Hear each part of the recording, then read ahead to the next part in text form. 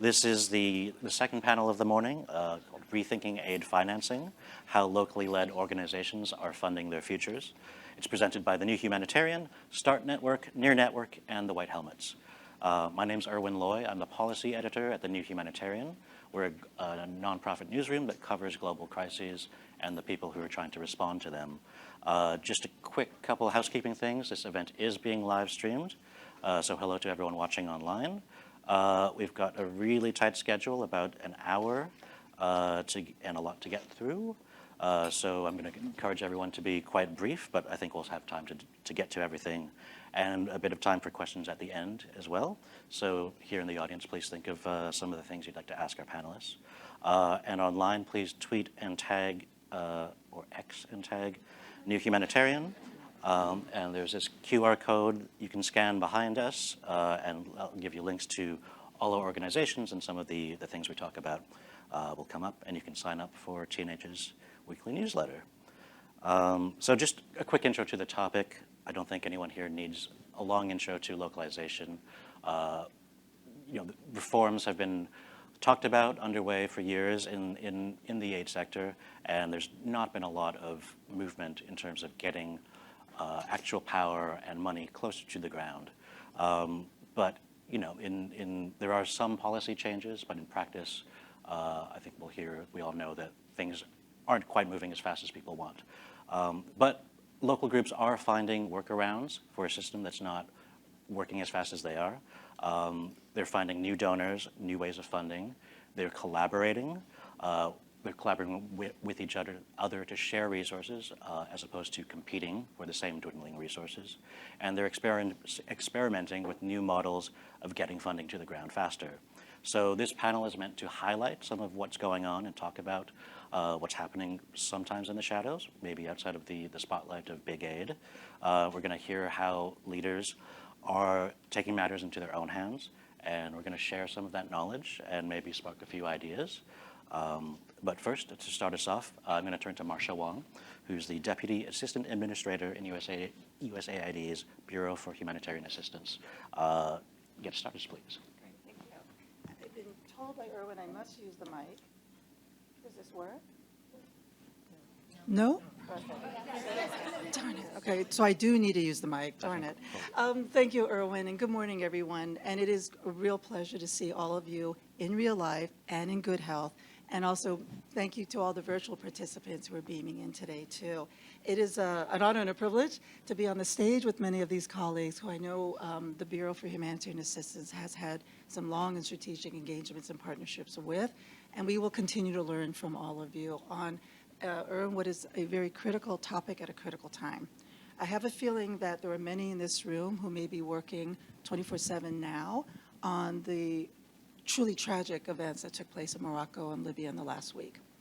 And we are still continuing to work on the global protracted crises, the climate shocks, and the long-term humanitarian and development challenges. So critical topic, critical time. What I wanted to be able to do is tell you a little bit, if I may, on, first of all, let me assure you that BHA is fully aware how difficult it is. And we need to take on the responsibility of being one of the biggest donors in humanitarian assistance to make it less difficult to have funding going to the local organizations. Even this morning, if you can bear with me, and Erwin's going to grab the mic at some point, I was looking through the remarks that were prepared for me, and I felt I need to give you a little bit of a pulse check on where we are. Keep the pressure on us. These conversations actually will do that. Keep the learning going, and keep the reporting and our metrics candid and honest too, because if we're not hitting it, we're not hitting it. So I wanted to put that out there as a plea to all of you. BHA certainly has a history to build on. We have done, if we may, localization work, particularly in the areas of disaster risk management. Asia and Latin America, Caribbean are really good examples for that. But we know there's urgency behind this, and we have to accelerate those efforts. I think it's useful if I can, because I am going to go to my notes now, because I really want to make sure that you recognize what we're trying to do. I want to do a shout out, if I may, to everybody on this panel and to all of you in the room, because I think you have been no velvet gloves. Some of you have been quite candid and pointed with us on just where the obstacles and impediments are. through convenings that have been managed by our colleagues in Interaction and ICVA. The grand bargain process also has put pressure on the system to look at what reforms and revisions, reviews need to accelerate that direct funding to the local organizations. But again, it is certainly not easy at all. I also wanted to add a note to all of this, that it is direct funding, but we also make sure that there's also shared capacity and learning and knowledge built up too.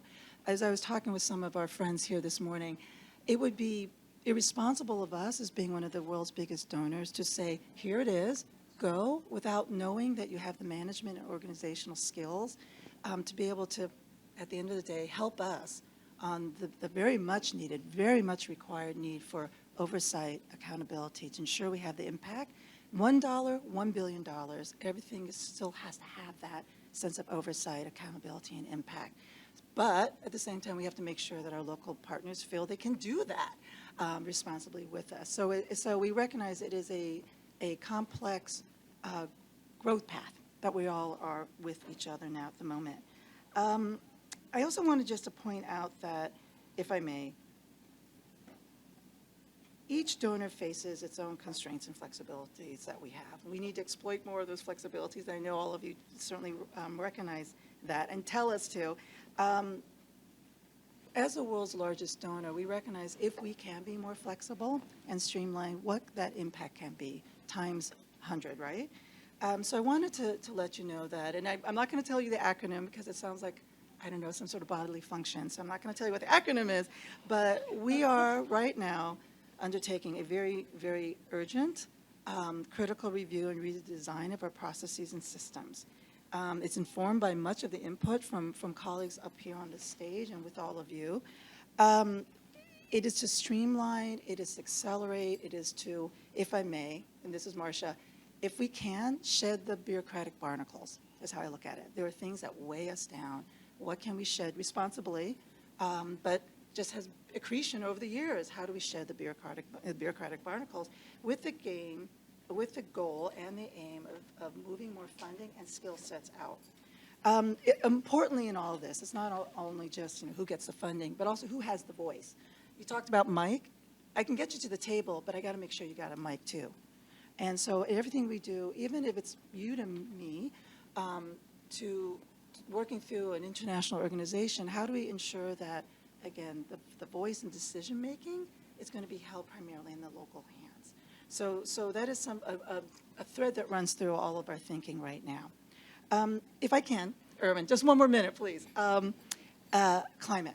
Climate finance. That is a big issue for us, a big advocacy point, and again, the impact of that, because when we look at climate impact and climate shocks, who's most likely going to be the first that feel it? It's going to be the local organizations and communities. And if they don't have the resources to step forward fast, or they haven't had the resources to prepare and to mitigate or to adapt, then we are in that doom loop of climate impact on local communities and constantly trying to work together to break that.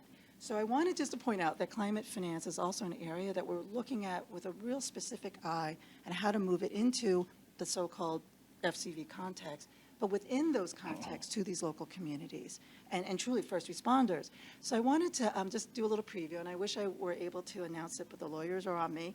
Last year at the COP, we announced up to $200 million, up to 5-year climate-ready disaster, sorry, I'm going to get that wrong, climate-smart and disaster-ready adaptation initiative. Worked with the team, I really insisted that have an intentional focus on local organizations. I hope in the next few months we'll be able to, there we go, there goes the brilliance. I hope in the next few months we'll be able to announce the first round of new local partners. And when we can appropriately, you're going to have to bear with me another minute, where we can appropriately share some of the lessons, the opportunities, but truly some of the challenges to move money to perhaps new partners altogether. Not an easy walk, but has to be done. I talked a little bit about, critical topic at a critical time. I talked a little bit about how we all need to ensure as donors the right skill sets, the right responsibilities, the ability to manage it, oversight, and impact. We want to be there with you because we owe each other that. And where we can, again, responsibly, as the biggest donor, where can we shed those bureaucratic barnacles? And then with you all having those right skills, how do we get out of the way?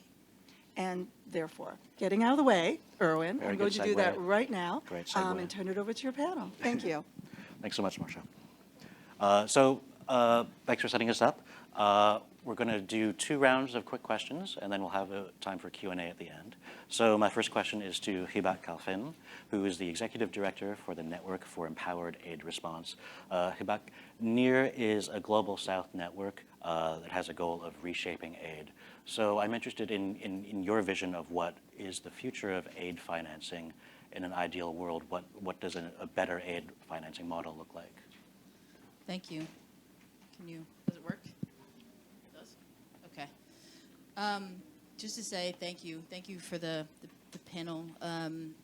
For us, this process is not from a vacuum. We started in 2016 when we were launched at the World Humanitarian Summit, and very much focused initially on the 25% commitment. And from there, it was, how do we unlock that 25%? And quickly we realized it wasn't just around advocacy, it wasn't around practice reform, but it was around building new solutions.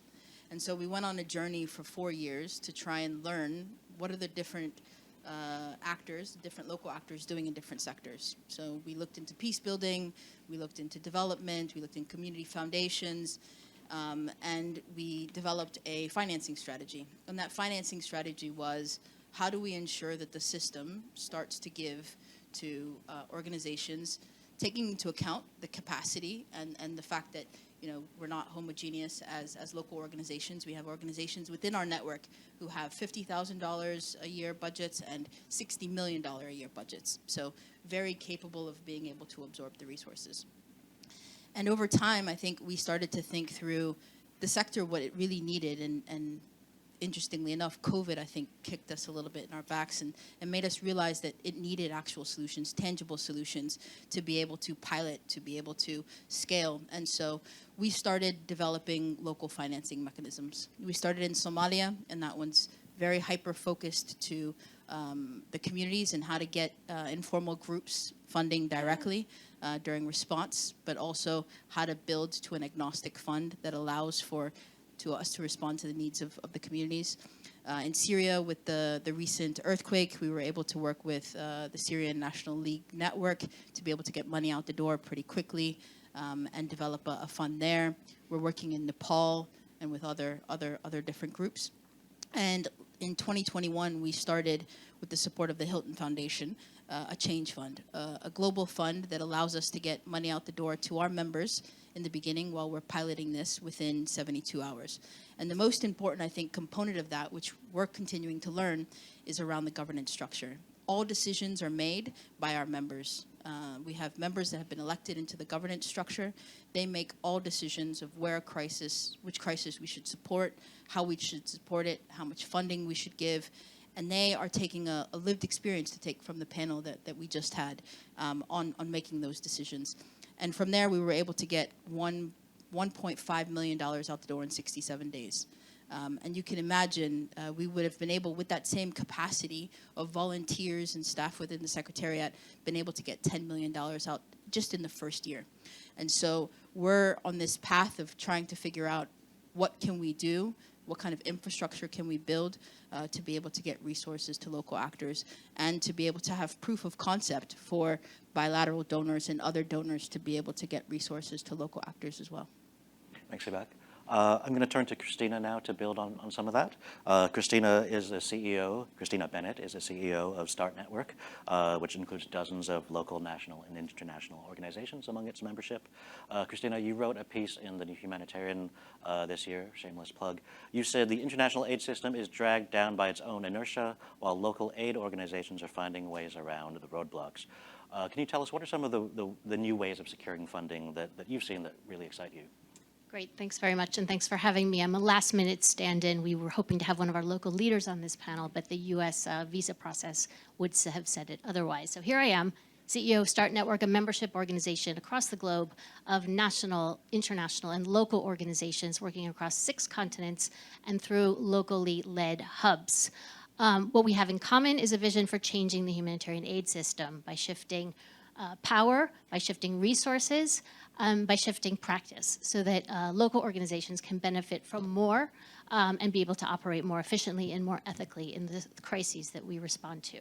And importantly, we do all of this through practical action. So like Hibak was saying, you know, we have seen where commitments have fallen short of what people want to see. And so we try to model the change that we want to see by putting into practice different ways of operating, trialing them, evidencing whether they work or not, and then exporting them when they are successful. So the question for this panel is how are local organizations taking matters into their own hands and finding their own funding? And I guess I would say that it's in, you know, we've seen this a lot in Start Network, and some of it has to do with money, and some of it doesn't have to do with money. Certainly, our local organizations are raising funds. In Pakistan, for example, the locally led Pakistan Hub was able to raise 4 million euros from the German government in anticipation of the catastrophic floods in Balochistan and Sindh province in the summer of 2022. And that's a global level fundraising for a lot of money. But then on the other end of the spectrum, we have a community-based member in Bangladesh that raised a smaller amount of money from a local bank in order to be able to protect fishermen by giving them food when there was a ban on fishing in their community. And then we have an organization in India that really went after multi-year funding from a UN organization. And in order to do that, worked really hard on developing and improving its financial systems to be able to meet the requirements of that multi-year funding. So now working with a UN agency on that and also working with Google. So what do all of these organizations have in common? They have expertise. Recognized expertise that's recognized by the donors that fund them. And I think it's really important that those donors see the value in that expertise in their own right. What they also have is a real dedication to proving that they are good financial managers. I think one of our humanitarian imperatives is to do really well with money and spend money in the right way. And so what do they, how are they doing this? They are improving their financial systems and demonstrating that they can manage those funds effectively. And third, what do they have? Social capital. Social capital through their networks and their peer groups that they build together. So working together to share learning, to share experiences, to work together to be able to demonstrate financial capabilities and financial support. But I wanted to just make another point about the fact that it's not just money that these organizations are working on. That there's a lot that goes on behind fundraising that local organizations are doing together. One, they are going after quality funding. Quality funding is sustained funding. It is multi-year funding. It is investment in their organizations. And they're doing that, again, by demonstrating that they are good financial managers and really spending time and money to be building up their financial systems and improving that, so demonstrate their financial capabilities. They are also advocating for their own visibility and their own credibility by going to global forums to talk about their work. So our hub in Pakistan led our work and our advocacy at COP27 last year in Sharm el-Sheikh, talking about their responses to the floods.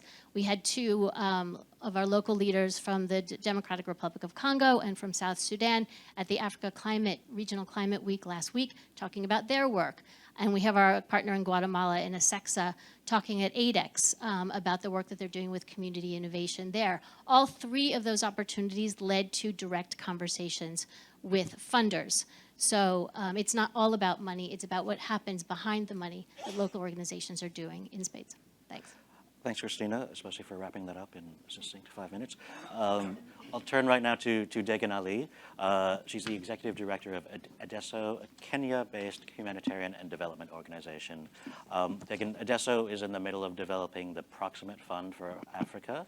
The idea is that it will be a $1 billion pool of funding that can fund local civil society organizations at scale. I think you and Adesso push for transformational change in your work. I'm wondering, what do you think makes this transformational? What makes it different from what exists today? Yeah, I think what Hibak talked about is, the idea that we as the Global South have to come up with our own solutions to our own problems. And we're trying to do that. And we're trying to be propositional and coming up with new ideas constantly. And so there is a recognition and appreciation that intermediation needs to happen. The issue is not intermediation, it's the quality of the intermediation and where decision and power lies in that intermediation. Are you going to be making decisions in DC or the Bay Area, or are you making decisions in DRC on which civil society organizations actually get money in that country? And so with the Proximate Fund in Africa, it's just a natural follow-up to the Change Fund, where we're saying in Africa, why can't we do a big bet philanthropy? We're not really focusing on the bilaterals, but it can be a solution later to the bilaterals. And I think this is where philanthropy is really important, because they can take the risk and de-risk it for bilaterals and take that first step in making things happen. And so we are designing a fund that is doing a couple things. One, we want to fund the invisible organizations, that not the donor darlings that everybody talks about when they come to Kenya, not the guys that can absorb a $5 million grant. We are talking about small CBOs at $5,000 grant is impactful grant size. To the $1 million. There are medium-sized organizations that can easily absorb $1 million that are still fairly invisible. So we're looking at those small to medium-sized organizations. That's one. Secondly, we're looking at funding at the national level. So I'm sitting in Kenya. I can't make decisions for South African civil society organizations about their priorities. And while we are a Pan-African fund, we also need to practice what we preach and democratize and decentralize decision-making. So what we want to do is fund existing national infrastructure. So if there's a civil society-led fund, like in Ghana, there's Star Ghana, we would work with Star Ghana and give them the money, and the Ghanaian NGOs make a decision about who they fund, how much to absorb, all of that, whether to give them a $5,000 grant or a $100,000 grant. So this link to that is we want to develop infrastructure where it doesn't exist. So a place like Chad, there is no, as far as we know now, there isn't a civil society-led fund. So we would work with Near Network to work with our members in Chad to help develop a civil society fund in Chad. So infrastructure building is really, really important. Why do we have small, really localized community foundations all over the North? And we don't think that that should be the norm in the South. That's what we should be thinking about, not only about a Nairobi, a Kenyan-led fund, but a Nairobi fund, a Kakuma fund, a Kisumu fund, a Garissa fund. I mean, these things should be existing. And so that's where we want to get to eventually. We're not there yet, but we should say that the infrastructure we have invested in and built over the past 50 years in the global North, that level of investment is needed also in the South. And then third, they're recognizing that there are resources in the South, and that's why we want to invest in this infrastructure. So we would go to the KCDF, the Kenyan Community Development Foundation in Kenya, and say, hey, there's a drought in Kenya that's happening. Go raise money from the public and the private sector. For every dollar you raise, the Proximate Fund would match it. So the idea is mobilize and help leverage our resources to mobilize more local philanthropy. And lastly, de-risk African billionaires and millionaires by saying we've already have money from Global North Philanthropy. You in Nigeria or in South Africa, why don't you put some money into this pot to support your South African civil society or your Nigerian civil society? So we are also trying to work with African Philanthropy Forum as a strategic partner in addition to NEAR to help us mobilize African philanthropy, both at the local level, small donors, but also large level. Thanks, Tegan. I want to come back to you later about the difference in the focus on philanthropic donors. I think that's really interesting. But we'll move on first to Farouk, who's sitting to my right. Farouk Habib is the Deputy General Manager and Head of External Affairs with the White Helmets, which of course is a volunteer-led organization that emerged in Syria, largely as rescue teams, but you've changed a lot over the years. So Farouk, the White Helmets have evolved to become a locally led organization that receives funding from major donors. Can you tell us a bit about the process of building that up, about securing that funding, and what sort of, I suppose, trade-offs are required when you're dealing with the traditional humanitarian donors, or in what ways do they change to meet your needs? Hi. Hi, everyone. Thank you for joining. Well, it has been a long journey, indeed. We, the local civil defense teams started in Syria in 2012 as grassroots groups in different parts, not connected, not well organized. And gradually, by 2013, we had different bodies of coordination at provincial or regional levels. Then by end of 2014, for the first time, we had the first General Assembly meeting for leaders from every part of Syria, and they formed the national umbrella, which was led in the beginning just by a coordination committee, so it wasn't a full merge. But then over the following years, these regional bodies were merged, and gradually you had one homogeneous national organization leading the emergency response, search and rescue, and a lot of health activities in the region. At the same time, we've been developing our partnerships with our donors and supporters globally. And what we've learned through this process that it's not necessarily about having direct funding. It's about having direct relationship, direct partnership, getting your voice heard, and having reliable partners who can also support with the advocacy, and you can outsource many of the services and needs you have to get that consolidated. Not all donors were receptive in the beginning, but we knew that we have a homework on our side as well, and we need to overcome any pre-assumptions or judgments, and we need to prove ourselves. And we got a lot of support from our people first, and from the public globally, which helped us to make that change. Can I ask you quickly, since you responded so quickly, can you talk about what those assumptions are from donors' perspectives? Like, what did you have to prove to them, and how do you go about doing that? Well, there is that pre-assumption that local organizations cannot do the same job as Western organizations. Yeah, that exists. We cannot deny it. And we proved the opposite. And it's not about the nationality or the color of the people who are managing these funds. It's about the system. And we proved our legitimacy. So donors, when they talk to the white helmets, they know that they are not talking to a traditional NGO which is looking for funding for its project. They talk to a legitimate civil society group, a leading actor on the ground representing their communities. So that's very important, because donors, especially when we talk about government donors, they keen also to make sure that their support is relevant, and it also meets expectations of their public. So we provide them with that assurance. Again, it wasn't easy. It wasn't the same process with every donor and with every partner. But I believe to a large extent we have overcome these three assumptions, and we've been reasonable and understandable. We knew that we will face these barriers from the beginning, and we need to be patient. We shouldn't rush. Thank you, Farouk. We'll come back and talk more about that. I'd like to turn to my left to Rory Stewart. Thanks for joining us from the next room. I hope that podcast went well.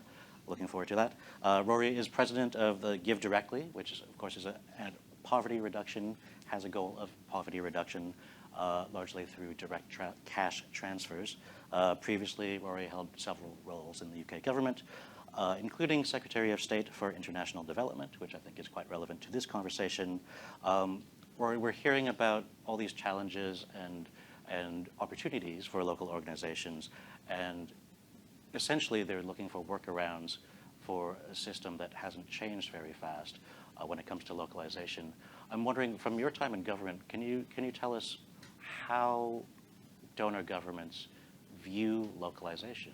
people are talking about here, how they view it, and how that's changed? Well, I think it's a hugely difficult problem. I think we have to be honest about the fact that international development organizations remain surprisingly old-fashioned and rigid. There's a lot of jargon, there's a lot of good chat, but the truth is that they've been doing things in a certain way for 70 years, and they find it bureaucratically very difficult to change. I mean, some thoughts in relation to what we're talking about today. I think that the first thing is we really must put recipients first. And we need to drive this conversation through the question of what the interests of the recipients, the interests of the extreme poor are, rather than the question of the interests of the development agencies or the particular NGOs. And we have to be very rigorous in assessing what the impact is on the extreme poor, how much actually reaches them and how much their lives are changed. And we need to find ways of continuing to invest in randomized control trials and other forms of really assessing rigorously what actually happened through this intervention. I think there's no doubt at all that the current situation is absurd. There is a completely surreal gap between the global north and the global south. It is mad. It's mad to imagine a situation in which $200 billion a year is spent by people who have often only the most imperfect understanding of what is actually going on the ground, who are imposing one-size-fits-all theories on communities and structures which they have very little contact with. That cannot be the right way to do things. The right way, of course, to approach this kind of problem, particularly when you're dealing with communities whose lives are very, very difficult, very alien, very remote, is to get decision-making down to the lowest possible level. So a lot of this is about a theory of decentralization. It's about taking power away from centers and driving power down to a local level. In doing that, we need to think, I think, about three things. We need to think about subsidiarity, we need to think about accountability, and we need to think about cost.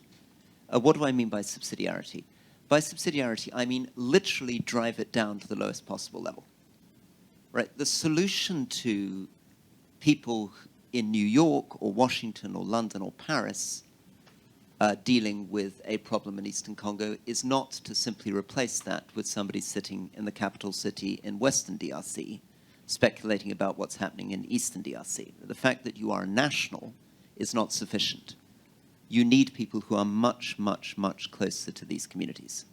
So driving down to the lowest possible level is absolutely vital.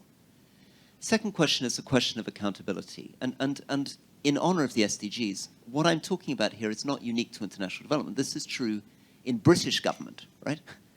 The truth is that a community on the Scottish-English border knows more, cares more, can do more than a distant official sitting in London.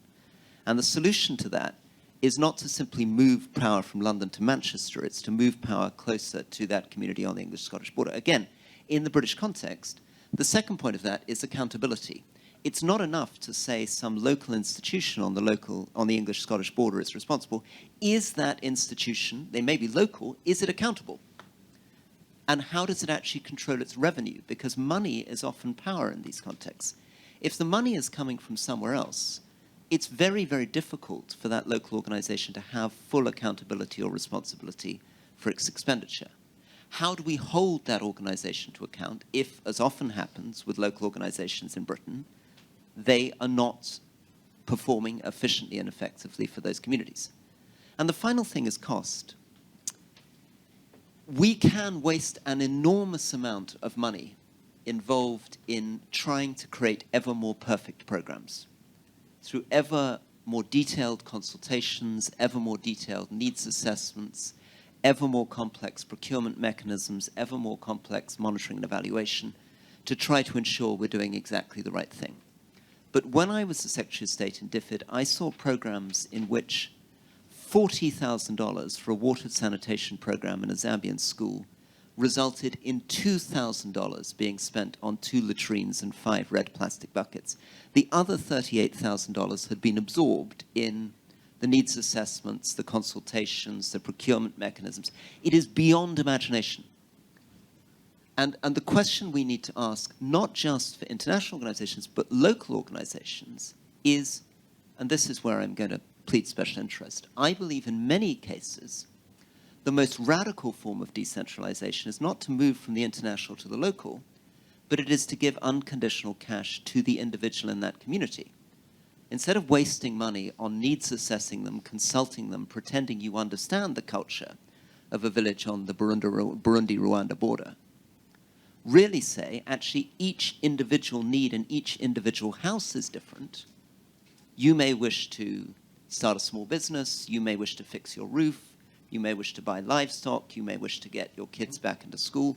No organization, international, local, is going to be able to answer those questions for you.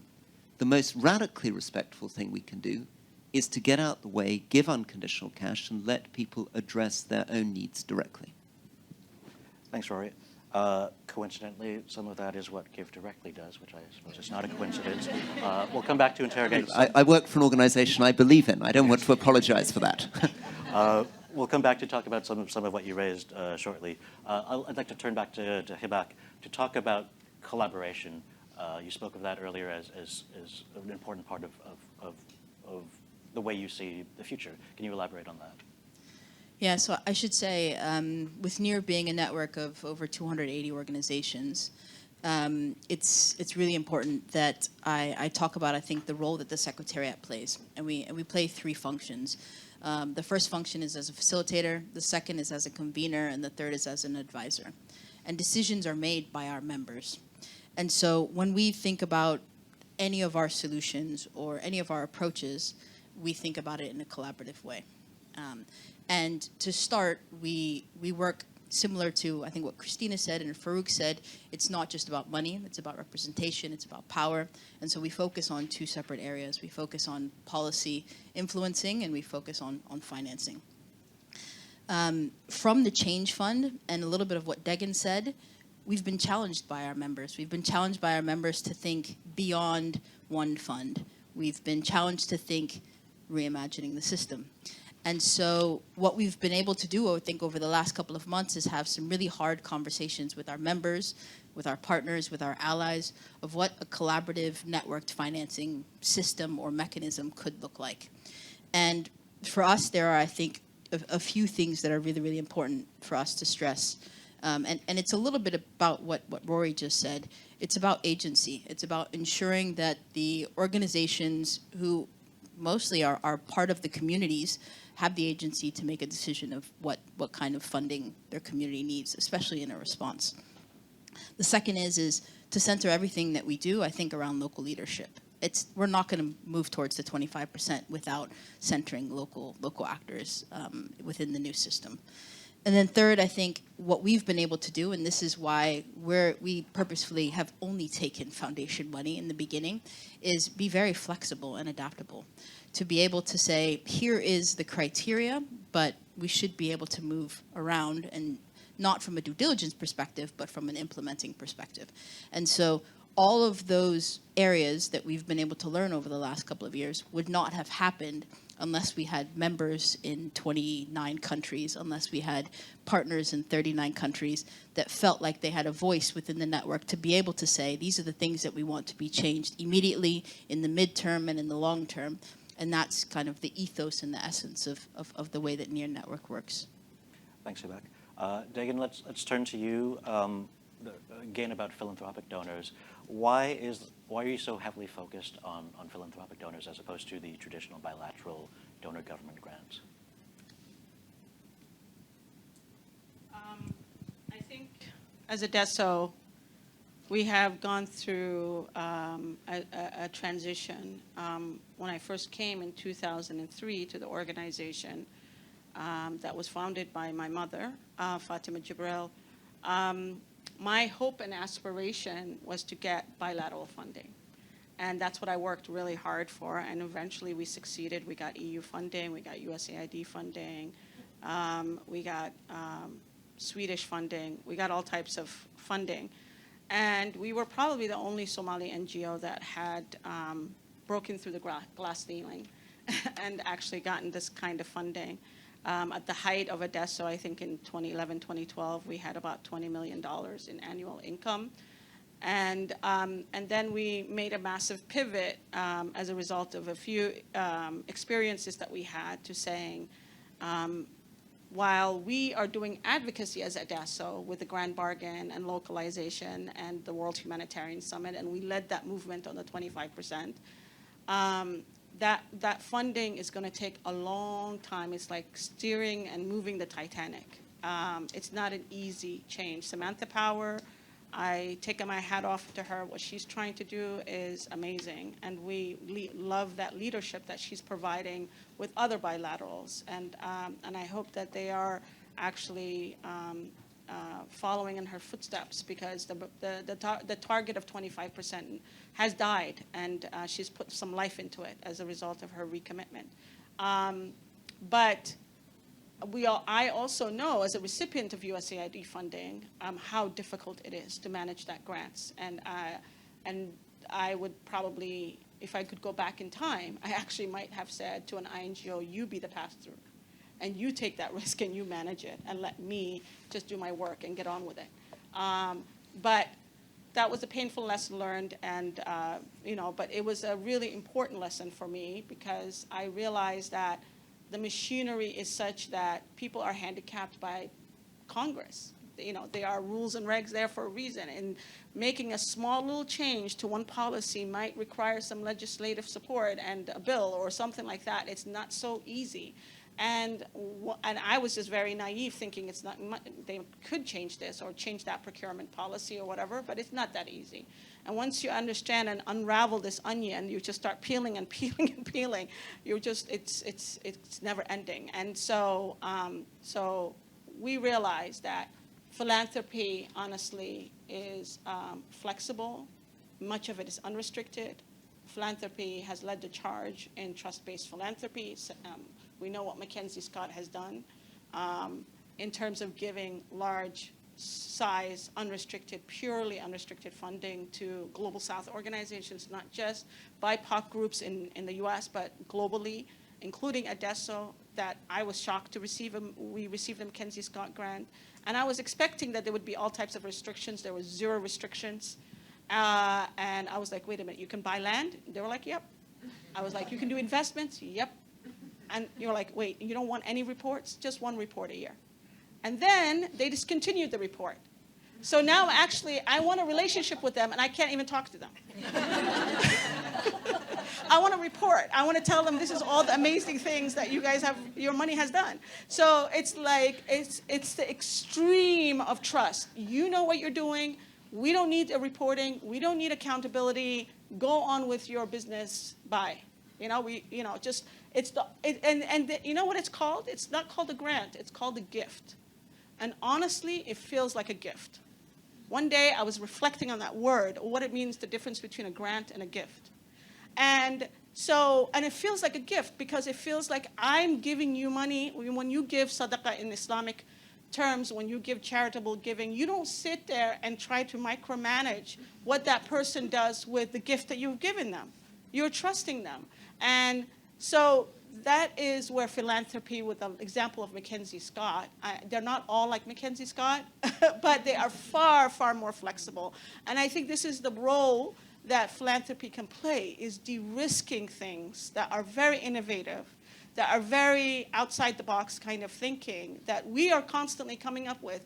Local organizations might be under-resourced, but they are not undercapacitated with ideas. We are constantly innovating. We're constantly innovating. People talk about innovation left, right, and center, and the people that innovate the most are the resource-strapped communities. When you have a lot of resources, you don't innovate. When you have no resources, you're constantly innovating. And so that is where philanthropy can come in as a real partner to say, we'll take the risk, we'll de-risk it for you, we'll help you establish this fund, we'll take that leap of faith, we'll help you raise the resources for this proximate fund, we'll help you give seed funding or design funding, and all of that bilaterals can't do. And then later, we can go to USAID and say, hey, are you ready to be a partner in this $200 million fund? that philanthropy has already invested in. And so, and we have a track record of giving. We have some metrics to show you. They have accountability to the people, the taxpayers. We understand that. So we will give you that, track record, those metrics, but we can only do that with the initial investment from philanthropy. And that's why I think philanthropy is so, so critical to the ecosystem. Thanks, Dagan. Farouk, I'm going to turn to you quickly. Are there things from the White Helmet experience that when it comes to finding funding, that you think other organizations can learn from? Direct funding, you mean? Any sort of funding. Well, of course, a lot of Maybe lesson learns. A lot of lesson learns, but building on what I believe our key success factors and key challenges we have overcome, we learned that we need always to maintain our legitimacy and relevance. So I would advise to other local organizations, don't rush, don't be hasty. You have to be patient, build your capacity. Don't follow the money. It's not whatever funding opportunity you may have, you grab it. No, you should stay relevant to your cause, to your mission, and within your capacity to absorb funds. Build coalition. It helps a lot. You need the economy of scale. A single small local organization will never be able to meet all the donors' requirements. It's so sophisticated, they require too many staff and overheads. So it's much better for small organizations to work together, have a coalition that might do the admin work while they focus on the technical service delivery. And of course, stay working hard on institutional capacity building, finance, governance, compliance. I know my colleagues talked already about them. But I think one of the important lessons we learned that we should remain open and diverse in our own building and structure. A local organization doesn't need to be always on the local staff. So we are very proud of our model and experience of having people from different countries, different backgrounds, different places working together for a joint cause that, yes, it came from the ground, from the field in Syria. But we needed to share experience, and we have people from everywhere working together, and that helps to build that bridge to the international community and the external donors. Thanks, Farouk. Christina, I'll turn quickly to you, then over to Rory briefly. Rory talked about some of the inefficiencies in the system, and when we're talking about localization, we're talking about rectifying power imbalances. But how do you make sure those imbalances just aren't transferred to a different level? How do you make sure those inefficiencies don't get replicated just in a different model? So maybe that was loud. So maybe two things. I think I'll go back to the first point, the point that Hibak was making, and something that we very much subscribe to at Start Network around collaboration, because I think power is a human trait. Taking power is a human trait, and I think you can get caught in a cycle of shifting power to different parts of the system, but not dispersing power or sharing power. So I think the concept of collaboration, the concept of building social capital, is the concept of collaboration over competition. I think is something that that you can use to share that power, and not to merely devolve it down to different levels. In Start Network, for example, we talk a lot about sharing power and sharing risk. On sharing power, we lobby with all members lobby with one another to share their indirect cost recovery. So share the money that they get for their overheads in order to adopt a model where it's the tide, getting money is the tide that lifts all boats. We get money for our organization, you get money for your organization, and together we mount a response that is that much more effective, that much more ethical, that much more efficient. We talk about sharing risk, and I think I'm glad that, Dagan, you brought up the concept of risk in your working with philanthropy, because I think in a conversation about humanitarian financing, to avoid the topic of risk is to avoid the big elephant in the room. I think, our current approaches to risk, whether you're talking about an institutional donor like USAID or a philanthropic organization, not all of them are like Mackenzie Scott's, you are talking about a model of risk that hobbles local organizations, and to me is the single largest impediment to getting financing closer to the ground or on the ground as quickly as possible. Risk and compliance measures are overly bureaucratic. They're very, very expensive, and they operate based on a model, not the model that Farouk is talking about in terms of what do you see, what do organizations have to bring to the table, but really about what organizations lack in terms of their ability to accommodate your needs as a donor. And so I think if there are funders in this room, and I know that there are a few, I think the greatest thing that you can do to improve this conversation is to really overhaul your approach to risk, accountability, and compliance. And do it through the lens of, I guess, what I would call proportionality, simplicity, and creativity. And you heard a lot about what that looks like in practice from Dagan, but I mean, proportionality is really about looking at your compliance systems and what you need to know from the organizations that you fund. Calibrate that with the size of the organization and align it with the amount of money they're asking for, and get rid of everything else that you're not ever going to look at or use, because it just puts a burden on those organizations that could be doing much better work through their operations. In terms of simplicity, if an organization has already passed a due diligence through one of your peer organizations, why would you put them through that again to spend the money, to do the work? Simplify it. Trade information with that peer organization, passport that information to your own due diligence, and accept it as given, and share that information so that others can do the same. And then creativity. I think a lot of donors would require some reporting, but it doesn't always have to be the 30-page report or the log frame that everybody insists on when reporting on funds. What if you sat down with the community and asked them, did you get the money that you needed, and did it go to the right things? What if you reported through video testimonials? What if you reported through quiet conversations? I don't think everything has to be as onerous and as expensive as it is. If your organization does require that level of compliance, then fund your organizations in order to be able to meet those compliance standards, including the intermediary organizations that may be taking on some of that burden. And then finally, just talk to your organizations about the value they bring, not the deficits they have, because funding organizations is not riskier, it's just different. And the evidence bears that out, and my experience at Start Network bears that out too. Thanks.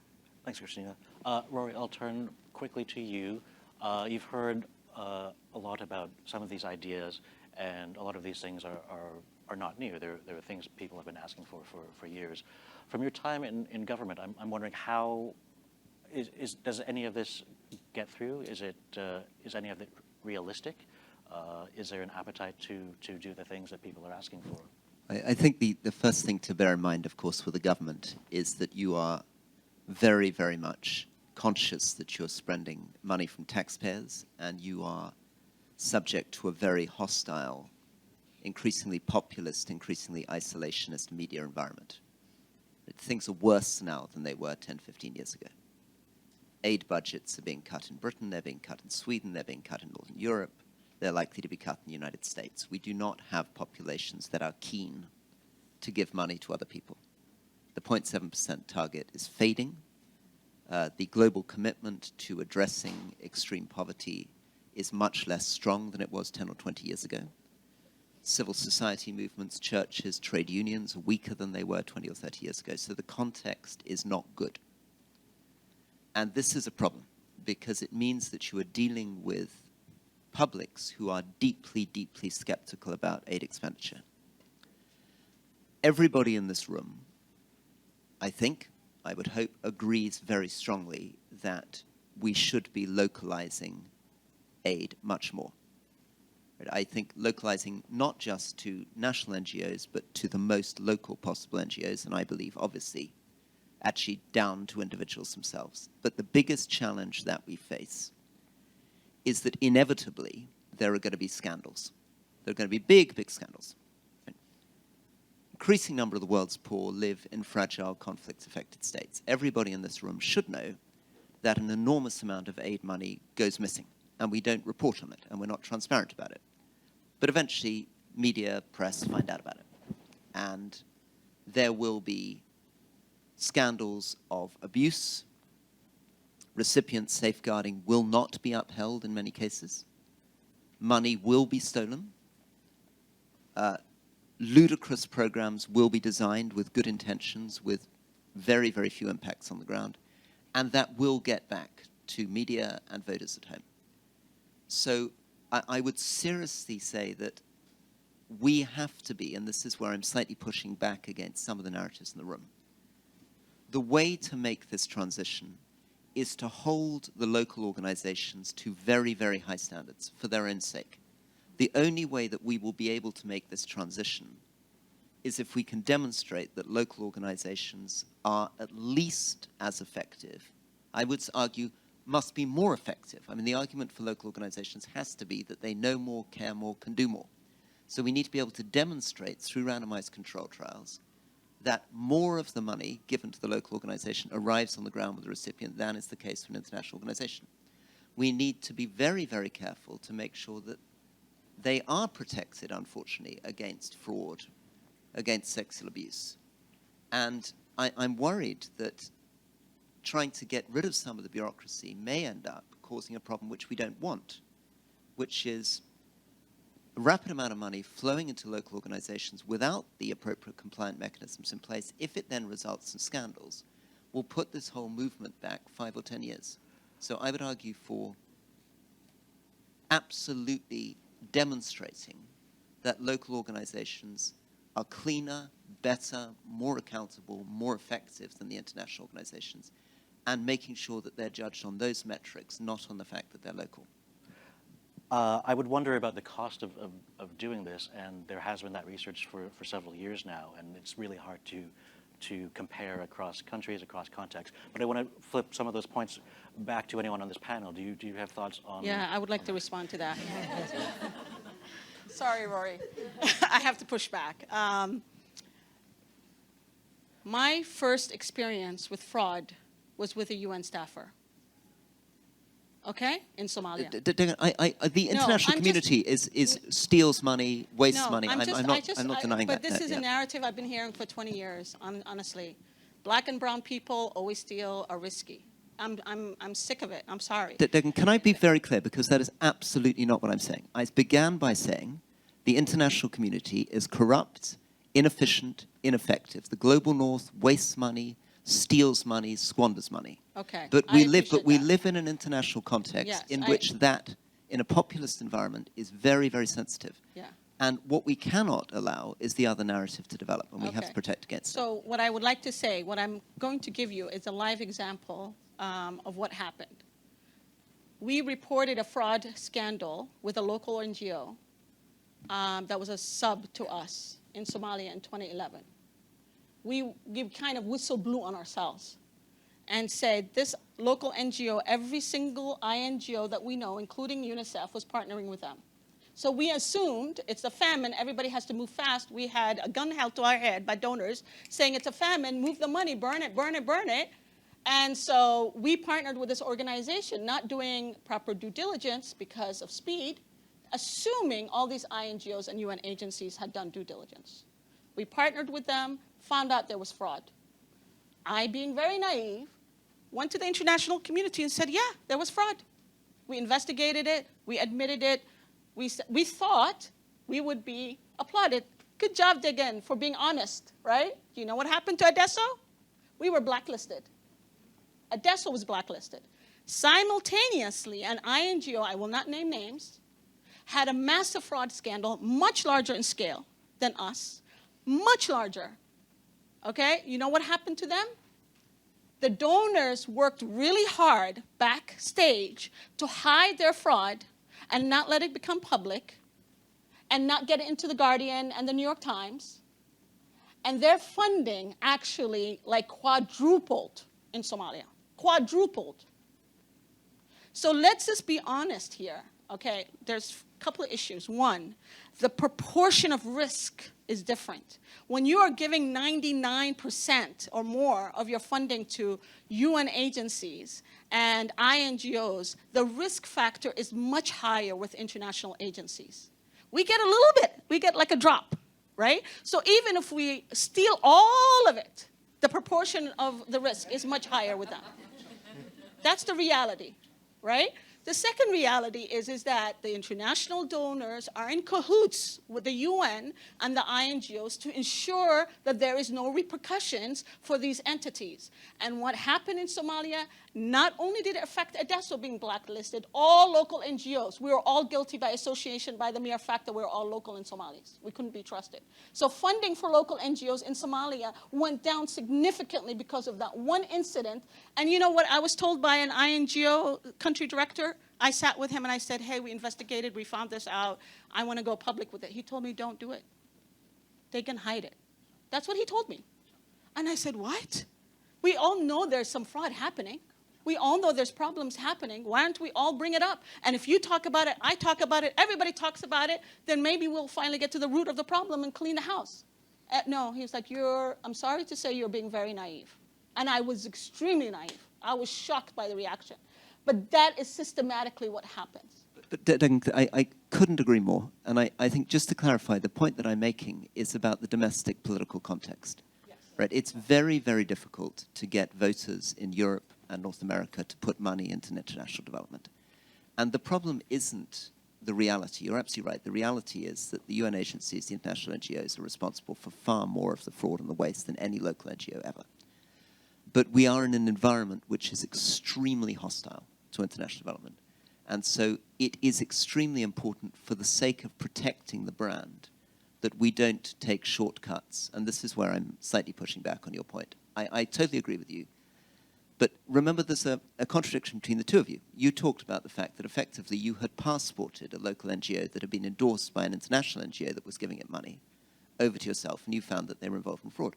One of the reasons why I think that we have to, unfortunately, even though it's expensive, do quite complex compliance mechanisms for local NGOs as well as international, is just to protect people from the political fallout. But maybe if I could respond too. I think what we're not saying, well, what I'm not saying at least, is that it is not our responsibility to be good with money. It is not our responsibility to get money on the ground where it's needed. I think that is one of our humanitarian imperatives, along with helping people and protecting people from suffering. But I think what I am saying is that we have to take a measure of proportionality here. We have to look at, as Dagan was saying, we have to look at the risk that we're looking at and react in proportionate ways. We cannot put undue burdens on organizations, hold them to a higher standard. Why should we hold them to a higher standard? Why shouldn't we hold everybody to the same standard, or to a standard that is proportionate to the risk that they pose? This is not to say that good financial management is not important, that fraud is not a red line. It's just that look at what you're asking people to do, and isn't their time and their money and their effort and their creativity and ingenuity better spent working on behalf of people in crisis, and not working in back offices to service the British public that is maybe not, that doesn't feel that they should be defunding international aid. Thanks. Thanks, Christina. Marcia, you wanted to weigh in? Yeah, waiting in the middle of this. And also because I have to slip out and run up the street to the next meeting, of course, but truly, really, respect and appreciate the candor and how the ball is being lobbed back and forth across the net here. So thank you. And, what a searing journey this is, right? I mean, everyone is still, learning as we go. And thank you, just kind of remembering where we were 12 years ago on this topic to where I think we are today, for better or for worse. Rory, you described the development budgets, the humanitarian assistance budgets, which have always been pretty robust because, at least in the United States, there is a bipartisan effort to, alleviate suffering, save lives. That has been sort of a common shared goal. But when you put it in some of these contexts, boy, does it become highly political, right? And I think we, as you know, at least from the humanitarian point of view, as principled humanitarian response, got to protect the local actors too from that scrutiny. So maybe it does translate into like, help me make your best arguments. So what can I hear from you? What can you show me in terms of metrics to know that we can invest in you? So it may be seen as onerous and burdensome, but it's part of the building the defensive structure. I know. Then pay for it, then help them pay for it. Well, that's what I'm saying, and that's what I was talking about. In my remarks was, whatever we give you in terms of funding has to be accompanied with the ability to manage, the ability to account for it. You know, and like we can do all the overheads and this and that, but it's like, it is irresponsible for us to be giving anybody resources and then walk away. I mean, ideally, yes, but it's like, but if I'm not confident that, you know, if there was an audit, you would pass, it's on me too. You know, that's what I'm saying, it's shared responsibility, successes and risks. Let's talk about that. So I hear you on these. The one thing, though, I did want to say, because also it's a little bit like, oh, those big agencies get to take the walk. Not so much now. We have seen, obviously, with the unfortunate cases, and it's in the media, so Marcia's not giving away a secret here, you know, the unfortunate cases of diversion in the Horn of Africa. You know, there are some really tough and raw conversations taking place with those UN agencies now. You know, with their systems, their processes, our systems, our processes. So that is a little bit of that internal review. So please, you know, be assured there is a scrub going on that at the end of the day, it's not the local organization that's 100% culpable or, right, or vulnerable. There are others that play in this ecosystem, and they have to hold themselves to these high standards too. So the tough conversations are at all levels now, for better or for worse. But again, I appreciate just the willingness of the candor of these conversations, because all this has to go into what we're doing next. So keep investing in the conversations and dialogues with us, please. Again, there is this internal process, which I will not give you the acronym, but there's urgency behind it. There is scrutiny on it internally, and we have expectations on this thing. And I just have to make sure it really delivers for everybody. Thanks, So thank Marcia. you. Got to run. Thank you. Farouk, you wanted to jump in? Well, it's been an interesting discussion, just pressing on the shared responsibility for Masha, because mistakes will happen, definitely, no matter how much due diligence we do. Mistakes may happen, but donors should share responsibility when that mistake is because of their short-term planning, lack of capacity building, lack of core support for sustainability, whatever, because these smaller organizations, they don't have the capacity exactly to fill all the gaps. There will be mistakes, of course, but no donors need to be brave to recognize what led to that mistake, why this happened. Because that organization was not able to hire competent staff or to work on their capacity or have longer-term planning and internal procedures. Because, yeah, all these resources, which are traditionally allocated to cover these gaps, goes to the international partner, while the local organizations are left alone, but they take the highest risk. So when mistakes happen, donors also should share the responsibility for it. Thanks for speaking of risk sharing, and thanks, Marcia. Speaking of risk sharing, Rory, you spoke about this need to shield local NGOs. Is there, you know, as Give Directly, you've also weathered storms in terms of aid diversion recently. Is there something that an organization like Give Directly or someone in your position can do, or something concrete, to share that risk with local organizations? Well, it's a very interesting question. So we've just been through a scandal in DRC, so Eastern DRC, and just to quickly talk you through what happened. And this relates, I think, to a bigger problem in the industry. So this is a very bad conflict-affected area of Eastern DRC, and we decided on security grounds that recipients would not have to register their own mobile telephones. Instead, staff would do it for them. Over the course of 14 months, our staff proceeded to steal the money that was supposed to be going to recipients. They effectively helped themselves to the SIM cards that were meant to be in the hands of recipients, and they paid themselves instead of paying the recipients. And we've had a sort of fascinating journey on this, because, of course, we began by saying, look, this is only 0.6% of our expenditure last year. We spent $200 million last year. This was about $900,000. And do we really want to put in many more procedures and spend more money preventing the fraud than we actually lost in the fraud? In the end, we've decided, yes, we do want to spend more money preventing the fraud than we lost in the fraud, because the trust that you have in receiving money from other people is very sacred. And sometimes it is justified to spend more money preventing losing money that you actually would lose in the money. What have we learned through this process? Well, I think the first thing, and this is why maybe I'm sort of sharing this, the damage to our organization is intense. Right? We can provide any number of explanations for why we made a particular exception in Eastern DRC and why things went wrong. The truth of the matter is it is deeply, devastatingly damaging to an organization to lose money. It's also true, as Degan says, as soon as we found out the fraud, we published it on the blog. We went out to journalists. We gave an immediate exclusive to the new humanitarian. We did nothing to hide it.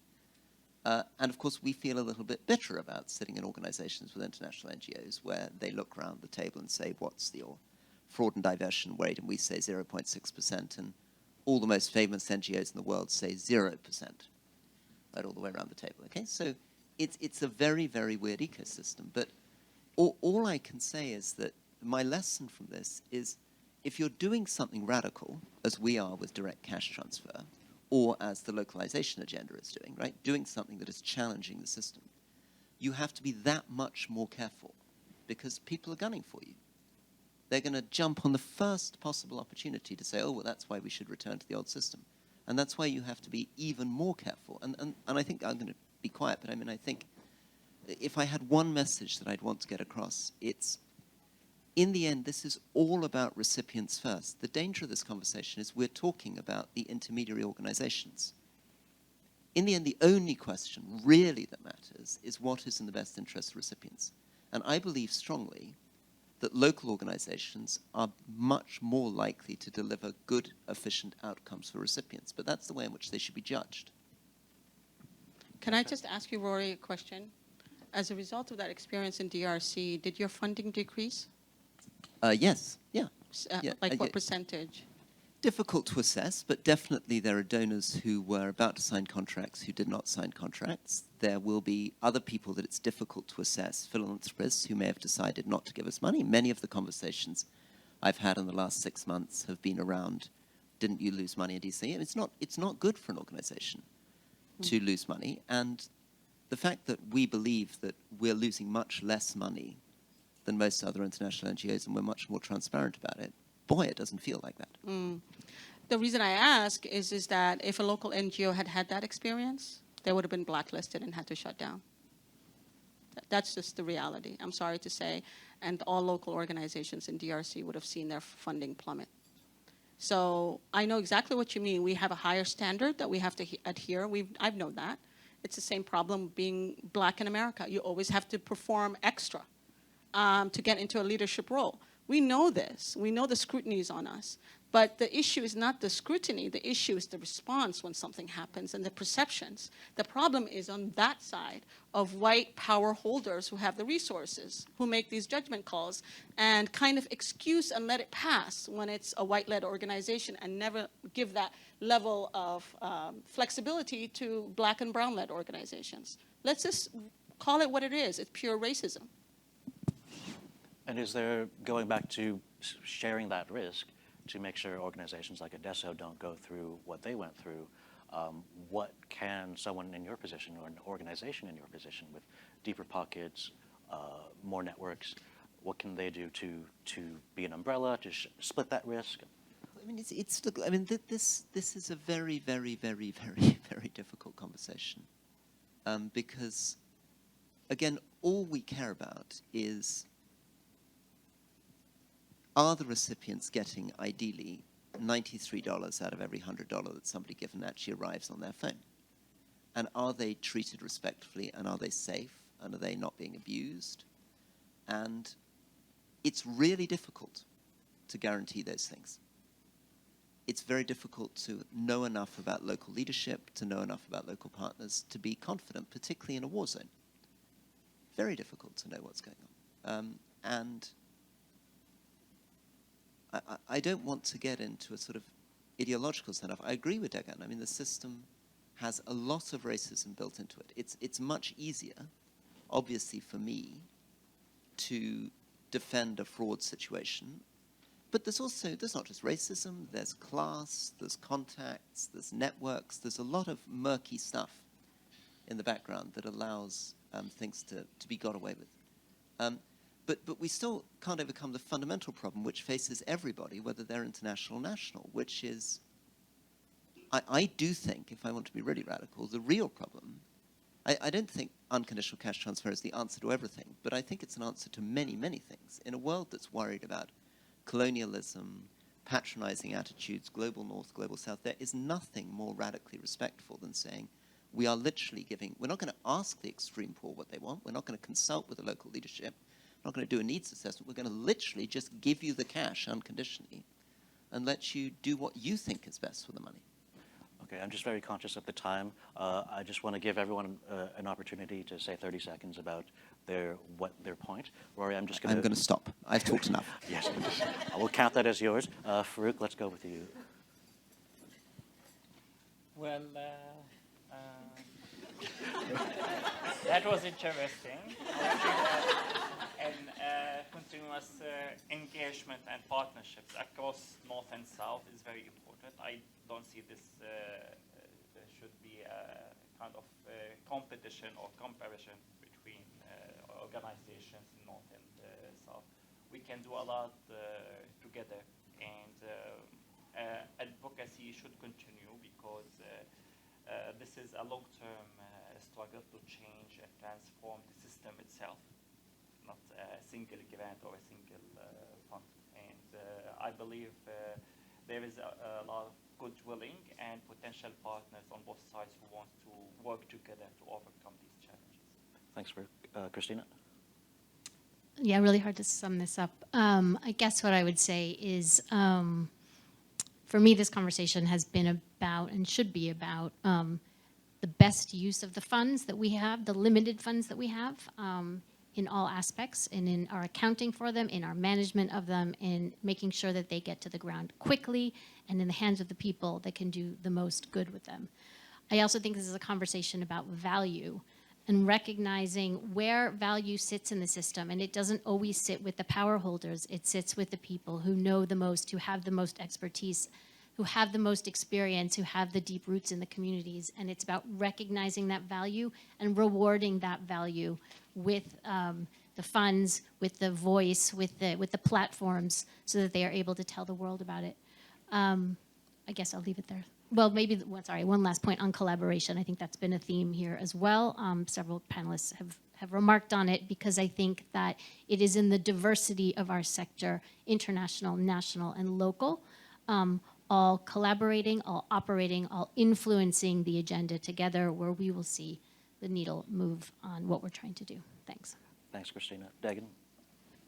I think this is going to be shocking when I say this, but I think real allyship is, if we're really serious about this work, is when a situation like what happened to Give Directly happens, we come out and we strongly support Give Directly, because we all recognize we are Give Directly. Everything like this happens in every single institution. And next time you have a fraud or mismanagement issues, go out and be very, very public about it. And to me, I think the more we start talking about these issues, the more we start putting all of our skeletons out of the closet, the more we can have a more honest conversation. Right now, there is no real honest conversation, because the reality is everybody's hiding their skeletons. Everybody is. That Devek's article was completely imbalanced. The UN threw the entire Somali community under the bus for their problems in that Devek's article, rather than saying, oops, we messed up. We know that we are part of the problem. There's been massive fraud happening in Somalia for the past 30 years. We all know it as Somalis. But rather than doing that, they just said it's the locals, the politicians, the businessmen, blah, blah, blah, blah, blah. No mention of the UN agencies. I can tell you almost all the UN agencies in Somalia are corrupt. I'll tell you that right now. And nobody has put them on the hot seat. Just admit it. Just be honest and admit it and say we made mistakes. And let's try to fix it, instead of throwing locals under the bus all the time. So just like I will be in solidarity with Give Directly, when a local NGO in DRC has issues, we all should be in solidarity with them. unless they're genuinely corrupt. But if they made a mistake because nobody funds their back office, everybody tells them to burn money quickly and to do the impossible with almost no resources, something will go wrong. It's also we are to blame. When a crisis happens right now in Libya, and we pump in millions and millions of dollars to very few local organizations, and we tell them to burn the money in 6 months, what do you think is going to happen? You created the problem, and then when a problem happens, then you say, ooh, you locals, you can't be trusted. So let's admit that these problems happen, and let's take responsibility for it, and let's stop hiding it. Thank you, Dagan. How do I follow that? No, just to say, I mean, I think what Marsha said, I'm really appreciative of the candor, actually. You very rarely get this on a panel. But just to say, I think to the point before, I don't think more bureaucratic processes are the answer. I actually think that the answer is around contextualization. And I think that we really need to consider certain policies don't make sense in certain places. And so I think we need to think through what are solutions based off of experiences, real experiences, candid conversation, to be able to create solutions. But I think making it harder in the humanitarian system and not focusing on why we started 70 years ago and how USAID or UK Aid or any of these agencies started and why they started, I think is a huge issue. So I think we need to probably historically go back and see why we did this and how we did it in the beginning and go back to that. Thanks so much. I think we're like half an hour over, so I'm getting those signs. But thank you, everyone, for joining us. I really appreciate the candor. Thank you.